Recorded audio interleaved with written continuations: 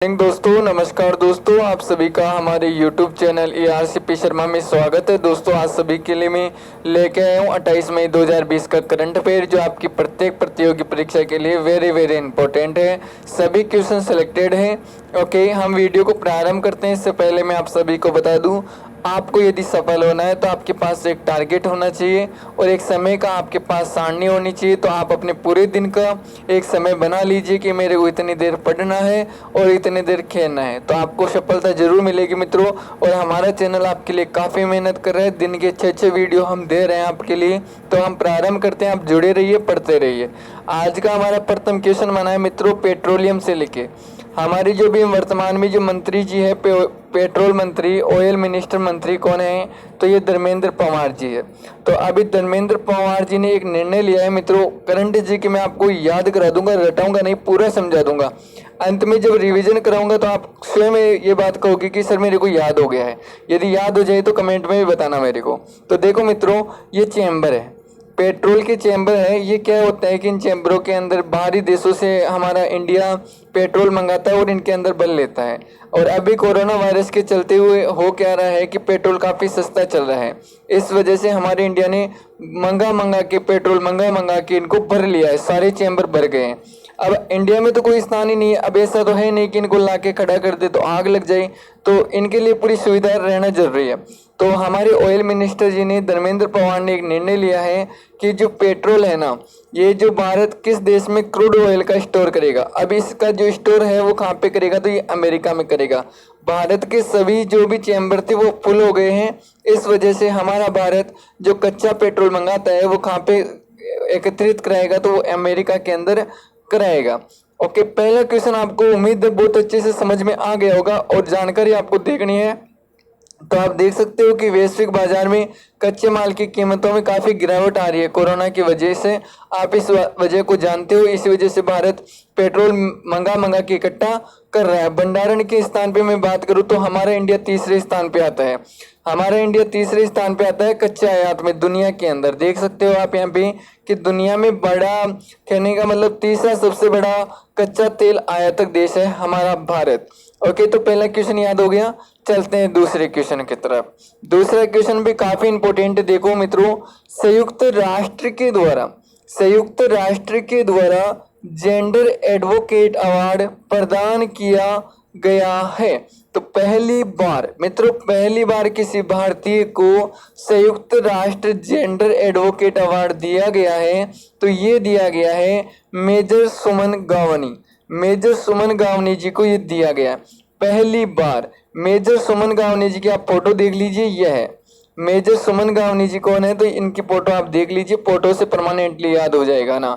तो हमारा क्वेश्चन क्या है, तो इसको दोबारा से पढ़ते हैं कि पहली बार किसी भारतीय को संयुक्त राष्ट्र जेंडर एडवोकेट अवार्ड प्रदान किया गया है, तो ये मेजर सुमन गावनी जी को प्रदान किया गया है। ओके, अच्छे से याद हो गया होगा। इसके बारे में और बता देता हूं, तो देख लीजिए कि मेजर सुमन गावनी UN मिशन के तहत दक्षिणी सूडान में तैनात थी। कहाँ पे? दक्षिणी सूडान में तैनात थी।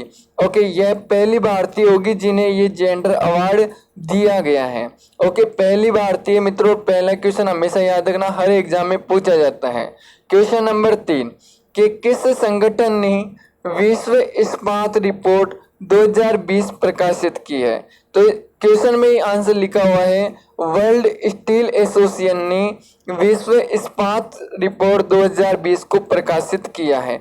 जैसा कि आप देख सकते हो वर्ल्ड स्टील एसोसिएशन, ये है वर्ल्ड स्टील एसोसिएशन ने ये रिपोर्ट जारी की है। ओके मित्रों, बात करते हैं इसके बारे में। तो इसके बारे में जान लीजिए कि विश्व इस्पात रिपोर्ट 2020 को 24 मई 2020 को वर्ल्ड स्टील एसोसिएशन के द्वारा जारी किया गया है। छोटा सा क्वेश्चन है, ज्यादा इंपॉर्टेंट नहीं है वैसे। अगला क्वेश्चन है, देखिए मित्रों कि भारतीय नौसेना ने सांस लेने में सक्षम किस नाम से PPE किट विकसित की है। भारतीय नौसेना ने विकसित की है मित्रों एक PPE किट। इसके बारे में बताऊंगा आपको आगे, काफी अच्छी चीज है ये। तो होता क्या है मित्रों, इसके बारे में मैं बताऊंगा आपको। तो ये नवरक्षक के नाम से जारी किया। सबसे पहले तो PPE किट जो नवरक्षक है किसने जारी की है, तो ये भारतीय नौसेना ने जारी की है। भारतीय नौसेना ने जारी किए जो सांस लेने में सक्षम है। ओके, तो इसके बारे में जानते हैं। देखो मित्रों, चलो इसके बारे में आपको बता देता हूँ अच्छे से कि इस मटेरियल की जो ब्रीथेबिलिटी है को इस प्रकार समझा गया है। एक मिनट मित्रों, इस प्रकार समझा जा सकता है कि इसमें जल वाष्प को निकलने के लिए और पानी को अंदर जाने से रोकने की क्षमता है। कहने का मतलब ऐसे है कि देखो हम कार्य कर रहे हैं, कोई भी डॉक्टर कार्य कर रहा है तो उसके पसीना आ जाता है, आप भी जानते हो ना। और पसीना आ जाएगा, यदि वो बाहर नहीं निकलेगा तो उसका जो शरीर है वो रेडनेस हो जाएगा, रेडनेस हो जाएगा और उसकी काफ़ी बीमारी हो जाएगी या मृत्यु भी हो जाती है ज़्यादा। आपने देखा है कि कोरोना का इलाज करते करते कितने डॉक्टरों के रेडनेस हो जाता है चेहरे वगैरह पे, तो उनका जल वाष्प है वो बाहर निकल जाएगी और बाहर का पानी भी उनके ऊपर नहीं लगेगा। ऐसी है ये पीपीई किट। किट क्या होती है? तो ये पूरा एक वेशभूषा होती है पूरी, है ना, जो कोरोना वालों का इलाज करने के काम में आती है। यह नवरक्षक जो भारतीय नौसेना ने विकसित की है। उम्मीद है कि बहुत ही अच्छे से समझ में आया होगा। ओके, चलते हैं अगले क्वेश्चन की तरफ। अगला क्वेश्चन है जो हम फूलों की घाटी जो पढ़ते हैं, उत्तराखंड में है फूलों की घाटी, तो खतरे वाले स्थानीय फूलों के संरक्षण पर रिपोर्ट जारी करने वाला पहला राज्य कौन सा बन गया है? तो मित्रों, खतरे वाले स्थानीय फूलों के संरक्षण पर जो रिपोर्ट जारी करने वाला पहला राज्य बन गया है, ये उत्तराखंड बन गया है। कौन सा? उत्तराखंड। फूलों की घाटी कहाँ पे है? तो फूलों की जो घाटी है ना मित्रों, ये कहाँ पे है? तो ये उत्तराखंड में ही है। जबकि मैं बात करूं साइलेंट वैली की, जो शांत घाटी है, वो कहाँ पे है? तो वो केरल में है। इसके बारे में आप जान सकते हो। पुल मैंने दिखा दिए, ये वाले पुल बहुत ही अच्छे अच्छे पुल पाए जाते हैं, आपको पता है ना उत्तराखंड में। तो खतरे वाले स्थानीय फूलों के संरक्षण के लिए एक रिपोर्ट जारी की है, किसने की है? तो ये उत्तराखंड ने कर दी है।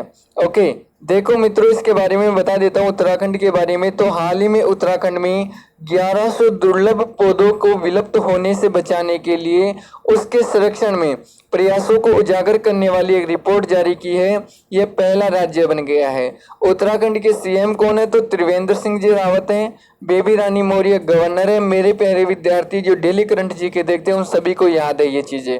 और वहाँ पे राष्ट्रीय उद्यान कौन से हैं? तो कार्बेट, नंदा देवी, फूलों की घाटी, राजाजी, गंगोत्री, गोविंद। ओके, और वन्य जीव अभ्यारण्य की मैं बात करूँ तो गोविंद, WLS, केदारनाथ, अस्कोट, सोना नदी, बिनसर, मसूरी और नंदौर, ये सारे क्या है वहाँ पे वन्य जीव अभ्यारण्य है।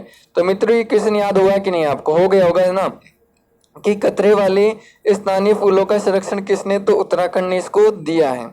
अगले क्वेश्चन की तरफ चलते हैं। अगला क्वेश्चन भी बेहतरीन क्वेश्चन है कि हाल ही में भारत ने किसे इंडिया नामक वार गेम सेंटर सौंप दिया है? भारत ने किसे इंडिया नामक वार गेम सेंटर सौंप दिया है? तो ये दे दिया है मित्रों, युगांडा पीपल्स डिफेंस फोर्सेज को इसको दे दिया है। बस आप इतना याद रखना इसके बारे में। क्या हो जाएगा इसका कि जो भारत ने जो इंडिया नाम का एक वार गेम सेंटर था वो किसको दे दिया है? तो ये दे दिया है युगांडा पीपल्स डिफेंस फोर्सेज को इसने दे दिया है। ओके, अगले क्वेश्चन की तरफ चलते हैं। अगला क्वेश्चन आपकी स्क्रीन पे आ चुका है कि भारत का पहला राज्य, वेरी वेरी इंपॉर्टेंट क्वेश्चन है मित्रों। स्टैटिक जीके का भी क्वेश्चन बनता है एक तरीके से, बहुत ही इंपॉर्टेंट क्वेश्चन है। इससे अगला भी इंपॉर्टेंट है, काफी इंपॉर्टेंट है। तो भारत का पहला राज्य कौन सा बन गया है जिसने खेलों को उद्योगों का दर्जा दे दिया है? तो वह राज्य है मिजोरम।